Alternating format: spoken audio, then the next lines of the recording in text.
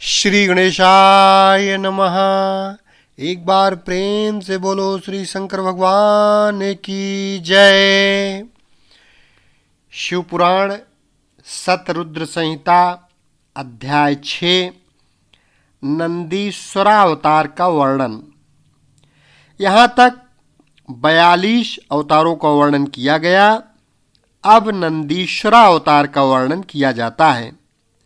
सनत कुमार जी ने पूछा, प्रभो आप महादेव के अंश से उत्पन्न होकर पीछे शिव को कैसे प्राप्त हुए थे?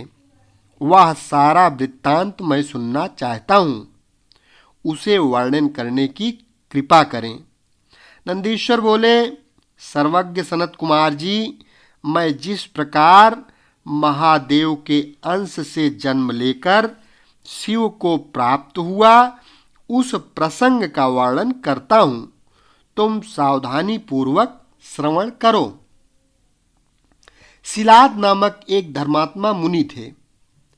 पितरों के आदेश से उन्होंने अयोनिज सुब्रत मृत्युहीन पुत्र की प्राप्ति के लिए तप करके देवेश्वर इंद्र को प्रसन्न किया, परंतु देवराज इंद्र ने ऐसा पुत्र प्रदान करने में अपने को असमर्थ बताकर सर्वेश्वर महाशक्ति संपन्न महादेव की आराधना करने का उपदेश दिया।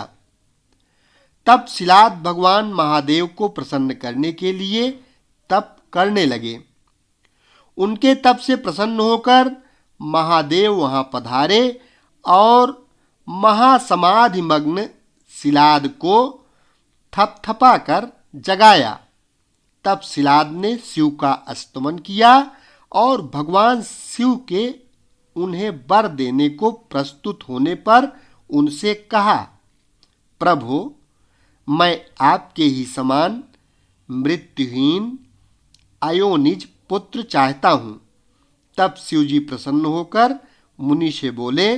शिव जी ने कहा, तपोधन विप्र, पूर्व काल में ब्रह्मा जी ने, मुनियों ने तथा बड़े बड़े देवताओं ने मेरे अवतार धारण करने के लिए तपस्या द्वारा मेरी आराधना की थी।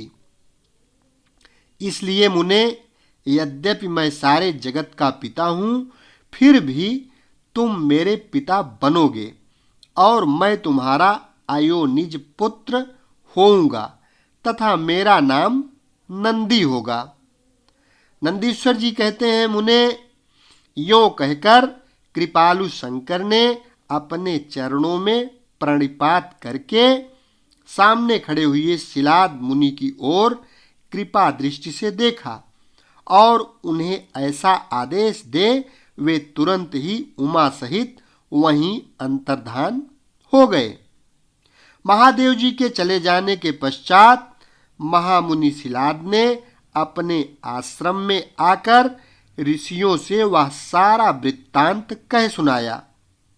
कुछ समय बीत जाने के बाद जब यज्ञ वेत्ताओं में श्रेष्ठ मेरे पिताजी यज्ञ करने के लिए यज्ञ क्षेत्र को जोत रहे थे, उसी समय मैं शंभु की आज्ञा से यज्ञ के पूर्व ही उनके शरीर से उत्पन्न हो गया।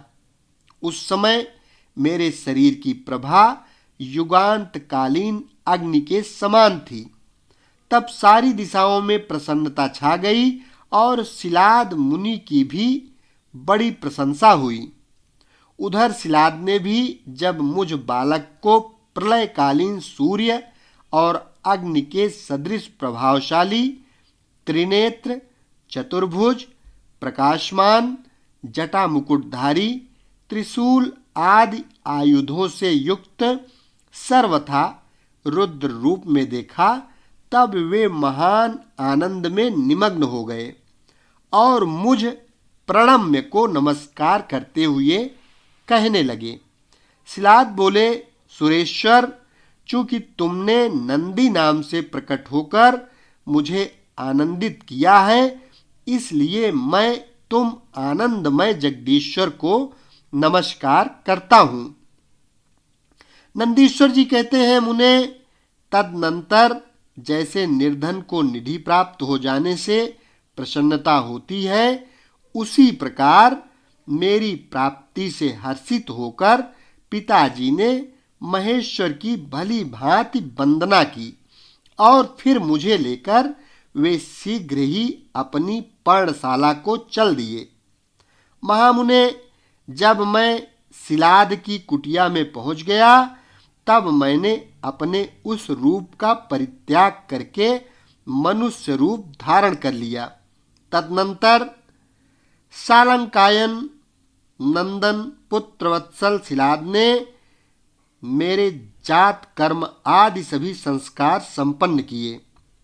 फिर 5वें वर्ष में पिताजी ने मुझे सांगोपांग संपूर्ण वेदों का तथा अन्यान्य शास्त्रों का भी अध्ययन कराया।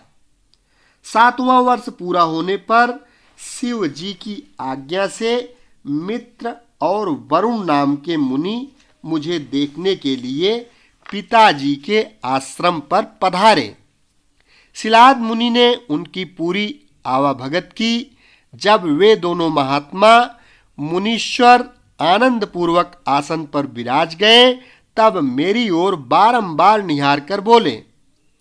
मित्र और वरुण ने कहा, तात सिलाद, यद्यपि तुम्हारा पुत्र नंदी संपूर्ण शास्त्रों के अर्थों का पारगामी विद्वान है, तथापि इसकी आयु बहुत थोड़ी है। हमने बहुत तरह से विचार करके देखा, परंतु इसकी आयु 1 वर्ष से अधिक नहीं दिखती। उन विप्रवरों के यूं कहने पर पुत्रवत्सल सिलाद नंदी को छाती से लिपटाकर दुखार्त हो फूट फूट कर रोने लगे। तब पिता और पितामह को मृतक की भांति भूमि पर पड़ा हुआ देख नंदी शिव जी के चरण कमलों का स्मरण करके प्रसन्नता पूर्वक पूछने लगा, पिताजी, आपको कौन सा ऐसा दुख आ पड़ा है जिसके कारण आपका शरीर कांप रहा है और आप रो रहे हैं? आपको वह दुख कहाँ से प्राप्त हुआ है? मैं इसे ठीक ठीक जानना चाहता हूँ। पिता ने कहा, बेटा, तुम्हारी अल्पायु के दुख से मैं अत्यंत दुखी हो रहा हूँ। तुम ही बताओ, मेरे इस कष्ट को कौन दूर कर सकता है? मैं उसकी शरण ग्रहण करूं। पुत्र बोला, पिताजी, मैं आपके सामने शपथ करता हूं और यह बिल्कुल सत्य बात कह रहा हूं कि चाहे देवता, दानव, यम, काल तथा अन्यान्य प्राणी ये सब के सब मिलकर मुझे मारना चाहें, तो भी मेरी बाल्यावस्था में मृत्यु नहीं होगी। अतः आप दुखी मत हो। पिता ने पूछा, मेरे प्यारे लाल, तुमने ऐसा कौन सा तप किया है अथवा तुम्हें ऐसा कौन सा ज्ञान है, योग या ऐश्वर्य प्राप्त है जिसके बल पर तुम इस दारुण दुख को नष्ट कर दोगे? पुत्र ने कहा, तात, मैं न तो तप से मृत्यु को हटाऊंगा और न विद्या से। मैं महादेव जी के भजन से मृत्यु को जीत लूंगा। इसके अतिरिक्त अन्य कोई उपाय नहीं है। नंदीश्वर जी कहते हैं, मुने, यूं कहकर मैंने सिर झुकाकर पिताजी के चरणों में प्रणाम किया और फिर उनकी प्रदक्षिणा करके उत्तम वन की राह ली। अध्याय 6 संपन्न हुआ। एक बार प्रेम से बोलो, देवादिदेव महादेव भोले शंकर भगवान की जय। शेष अगले भाग में।